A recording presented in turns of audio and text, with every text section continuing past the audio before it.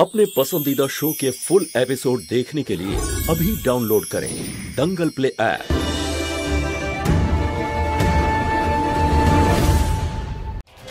हे शिव ठाकुर, आमी गौरी और पुलिस के बाड़ी থেকে যেতে দেব না।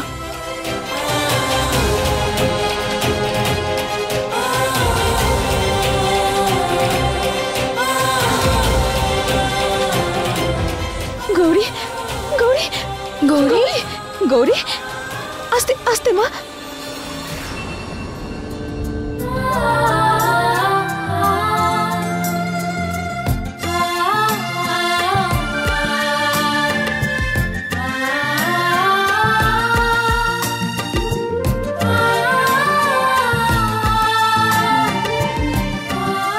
गौरी शोना, तुम्हें ठीक आछो तो? है ठीक आछो तो?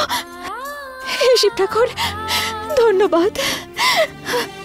गौरी আমি ঠিক আছি মা, কারণ তুমি আমার কাছে আছো তো এখন, তাই কৃষ্ণা আর আমার প্ল্যান সাকসেসফুল হয়েছে আর আমাকে এখান থেকে যেতে হয়নি।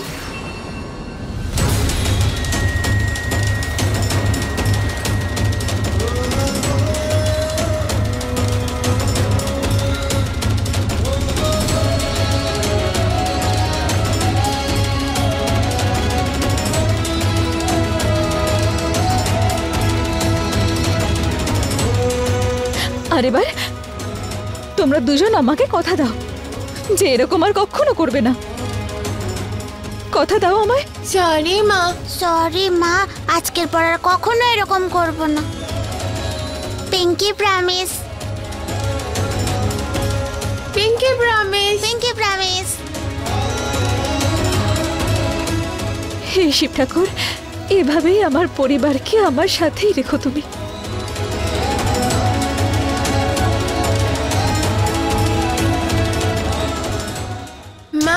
তুমি আমাকে কেন বলনি যে তুমি আর বাবা আমার আসল বাবা মা?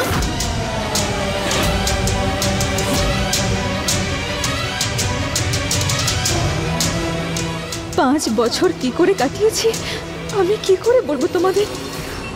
আরে 5 বছর ধরে উধাও ছিল আর দেখুন কিভাবে ফিরে এসেছে বাড়ি আর বাচ্চাদের উপর অধিকার ফলাতে। আপনি তো ওর নামে সবকিছু করে দিয়েছিলেন না? এখন ভোগ করুন সেই ভুলের শাস্তি, আর আপনার সাথে সাথে আমরাও ভোগ করি সেসব। কি বললি তুই? আমাকে দোষ দিবি তুই?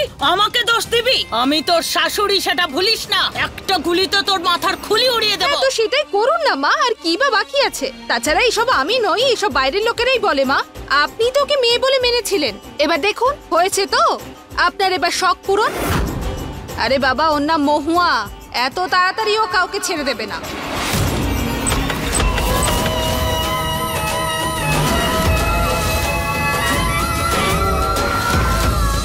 গৌরীর জ্ঞান ফিরে এসেছে।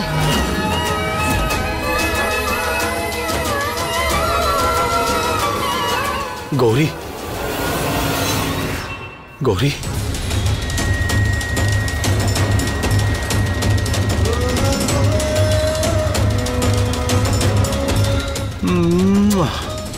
মাই প্রিন্সেস সোনা, তুমি তুমি ঠিক আছো তো? বাবা, তুমি আমাকে এখান থেকে নিয়ে যাবে না তো?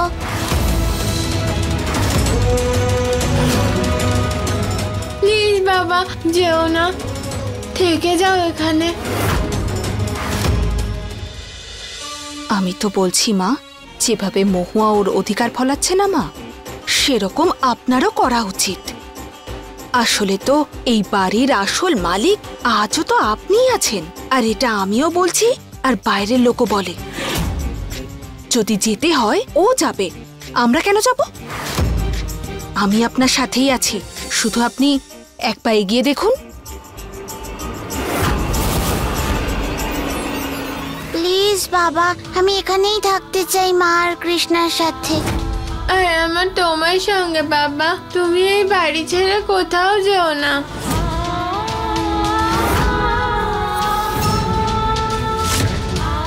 প্লিজ বাবা।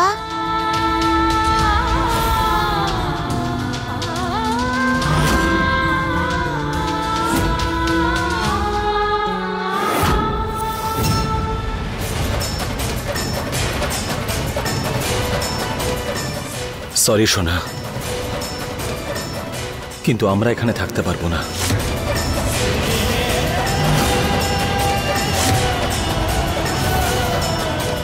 চলো গৌরী। না বাবা, না না বাবা, এসো না সোনা। না বাবা।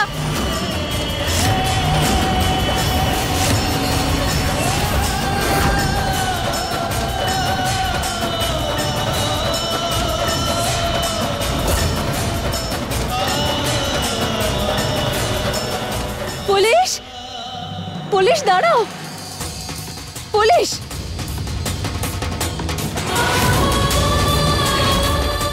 গৌরী আমার মেয়ে, আমি জন্ম দিয়েছি ওকে।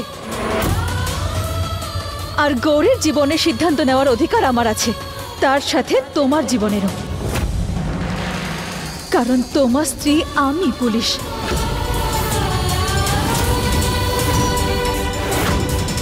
হ্যাঁ তুমি এখন এটা বলবে যে কাজল তোমার স্ত্রী হবে হয়তো, কিন্তু আমার কাছে ও শুধুমাত্র একজন পরনারী।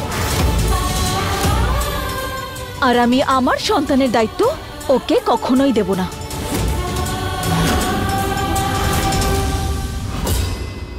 আমি অন্য মহিলা?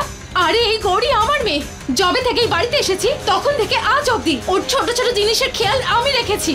আমি ওকে মানুষ করেছি। আমি ছিলাম আরিয়ানের সাথে যখন তুমি গৌরীকে ফেলে চলে গেছিলে। আরিয়ান, কিছু তো বলো। আরে একদম ঠিক বলেছে কাজল। আর এই মহুয়া তো নিজের সবকিছু ছেড়ে চলে গিয়েছিল একদিন, তাই না? আর এখন ফিরে এসে অধিকার ফলাচ্ছে। কিচ্ছু যায় আসে না এসবের, কি তাই না মা? দেখুন, আপনাদের আমি কতবার বলেছি যে আমি কখনোই পালিয়ে যাইনি। আরে আমিও কষ্ট পেয়েছি আমার মেয়ের জন্য, আমার পরিবারের জন্য কষ্ট পেয়েছি। সব সময় আমি শিব ঠাকুরের কাছে এই প্রার্থনা করেছি যে আমাকে আমার পরিবার আর আমার মেয়ের সঙ্গে দেখা করিয়ে দাও। আমি রোজ এই মহলের সামনে আসতাম এই আশা নিয়ে যে হয়তো আপনারা সবাই ফিরে এসেছেন, কিন্তু কি মিথ্যে কথা বলায় তো একেবারে ডিগ্রি কোর্স করে রেখেছো তুমি। তোমার তো কিচ্ছু যায় আসেনি যে এই বাড়িতে কি হচ্ছে, তোমার বাচ্চার সাথে কি হচ্ছে। শুধু 5 বছর পরে চলে এসেছো অধিকার ফলাতে। আরে আমি তো বলছি এরকম জোর করে বিয়ে আর এই সম্পর্কের কি মানে আছে? আরিয়ানের তো এই মহুয়াকে ডিভোর্স দিয়ে ওর সাথে সব সম্পর্ক শেষ করে দেওয়া উচিত।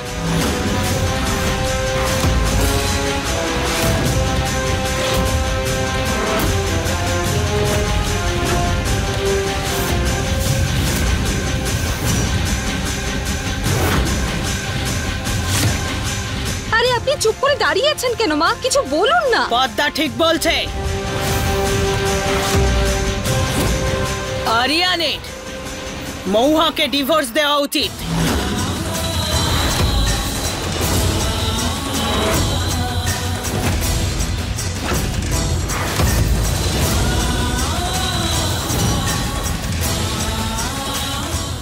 পাঁচ বছর আগে তুই এই বাড়ি আর গৌরীকে ছেড়ে চলে গিয়েছিলি। তখন আরিয়ান ছেলের দায়িত্ব পালন করেছে আর সবার খেয়াল রেখেছে।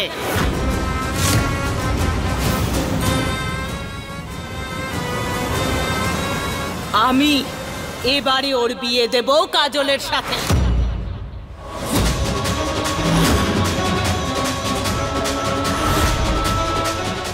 এবার তীর ঠিক জায়গায় লেগেছে। এবার আমি হব আরিয়ানের স্ত্রী আর এই বাড়ির মহারানী। যে তোর মেয়ে গৌরীকে নিজের সন্তানের মতো পালন করেছে, ছোট থেকে এত বড় করেছে, বুঝেছিস তুই?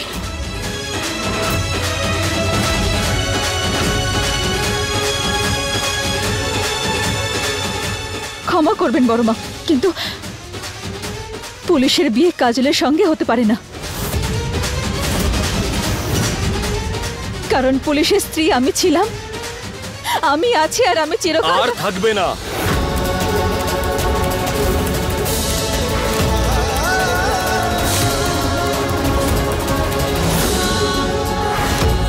পাঁচ বছর আগে যে সম্পর্কটা শেষ হয়ে গিয়েছিল, এবার সেটাকে আইনত শেষ করার সময়টাও এসে গেছে। আমি তোমাকে ডিভোর্স দিতে চাই।